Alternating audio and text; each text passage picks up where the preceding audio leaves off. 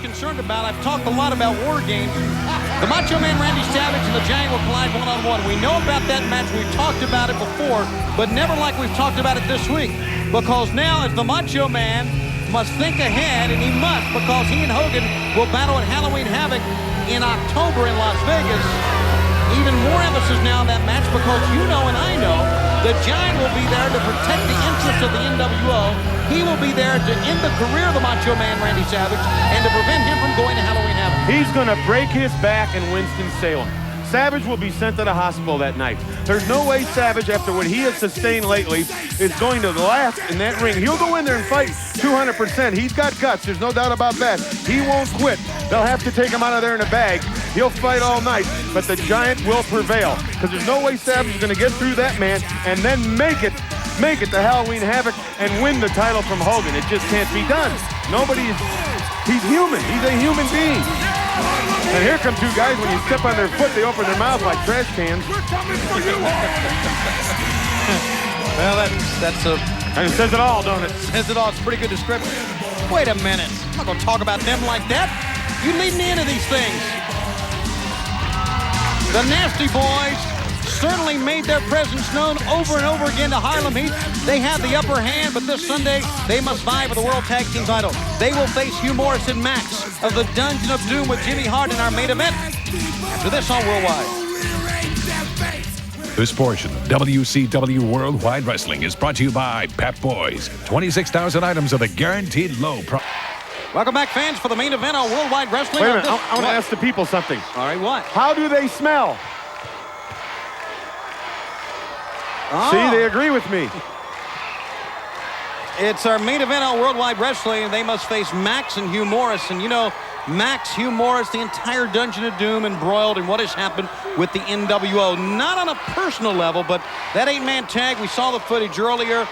There is no question that the NWO is getting stronger day by day in in professional wrestling, I should say. You know, Tony, I've always thought we had a chance because we had the Giant.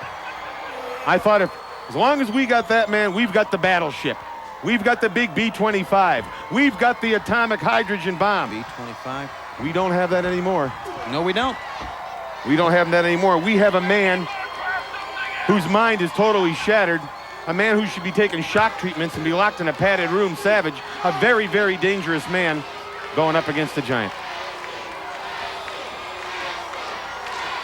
The chant of nasty for the fans of the Nasty Boys. This is Maxx, one of the most powerful men in our sport. If you'll look at that upper body, you'll see what I mean.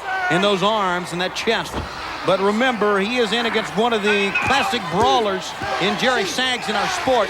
And a man, two things actually about the Nasty Boys. They can brawl, but they can take a beating. I mean, I've seen them hit with trash cans and tables and everything. And they just keep coming at you. They don't know when to stop. Well, you don't understand. You know, you take a guy like Bob Newhart, and you hit him with a trash can, it's over. They get hit with trash cans every day. This is their life. They like it. They like to fight. They like to be beat on. They like to walk down alleys with 20 bucks hanging out of their pocket. They get to the end of the alley, they got 50 bucks. I mean, they're that kind of people. Look at this. Look at this. It's Braun, and he's out, the member of the Dungeon of Doom, chasing one of our crew members here, chasing Jimmy Hart, and all of a sudden back out of the arena. He's making good time. Boy, is he ever. Braun is as wild as they come. A part of the Dungeon of Doom. He has made his presence known over the past couple of weeks here on Worldwide and on many of our television programs on the WCW network. You know, you can't be a member of the Dungeon of Doom unless you've done some serious time in a mental institution. I would agree with that. And, of course, the former member of the Dungeon of Doom, the Giant, has left everyone in his wake, including members of the Faces of Fear, the Taskmaster, Big Bubba, and right now, Hugh Morrus. Hugh Morrus, and I really think this brain, of all the members of the Dungeon of Doom, maybe the most underrated. Here's a guy who is strong, who is quick. Agile. He just has this focus problem. He needs a manager. He likes to laugh. Yeah. Well, I like to laugh too, but I laugh at other people's expense. I make people look bad. I make fun of people. That's how I enjoy myself. Yeah, well, you're a nice But they guy. make fun of themselves too, so that's why I do it. A foot to the face, and Knobs returns fire. Here's lateral press 1 and 2 and no.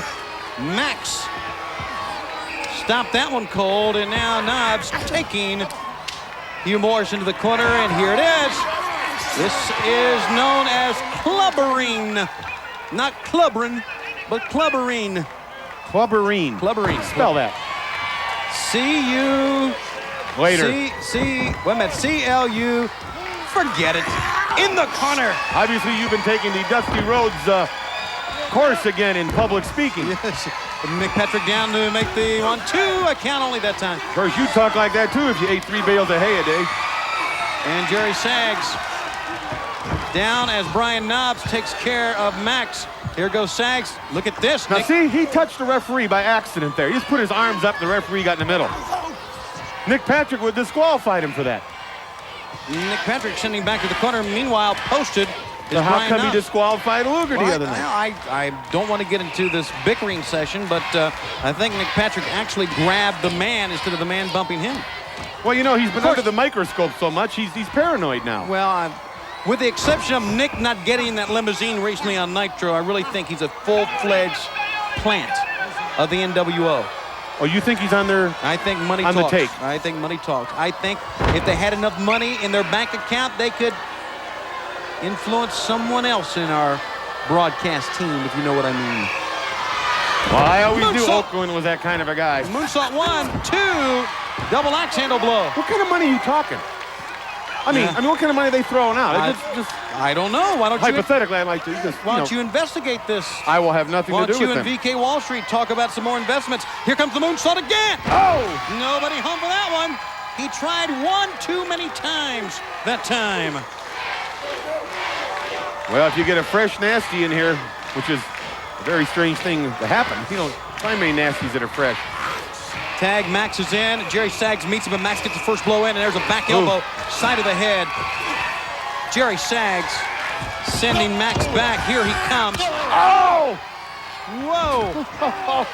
Maxx, you're right. I think his head landed in someone's living room that time. In Warren, Pennsylvania. Look at this, a pickup. Showing the power of Sags. Power slams him down virtually. 1, 2, and a save by Hugh Morrus and Brian Knobs. These two men trying to make a statement as we head to Fall Brawl this Sunday.